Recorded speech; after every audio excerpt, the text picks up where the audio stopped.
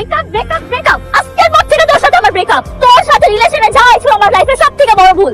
বন্ধু বান্ধবের সাথে রিলেশন করে তুই যে পরিমাণ টক্সিক এটা জানা তোর সাথে ফ্রেন্ডশিপ করতাম না, রিলেশন তো পর হিসাব।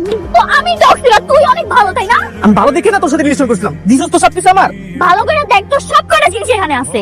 আংটি কই? আংটি দে, আংটি দে আমার। এইটাই তো আমার বাকি ছিল।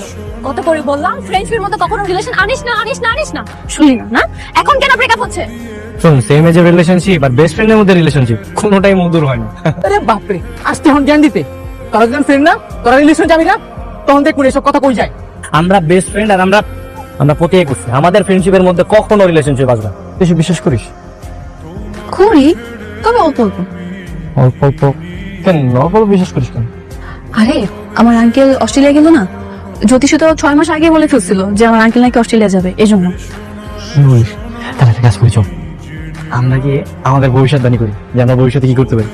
আমাদের হাত দুটা দেখে বলেন তো আমাদের ভবিষ্যতে কি হতে পারে, আমাদের ভবিষ্যৎবাণী বলেন। খুব শীঘ্রই তোমরা দুজন প্রেমের বন্ধনে আবদ্ধ হইতে যাইতেছো। আর ধর্মী কি উল্টাপাল্টা কথা বলতেছেন, প্রেমে আবদ্ধ হইতে যাইতেছে, কি বলেন আপনি?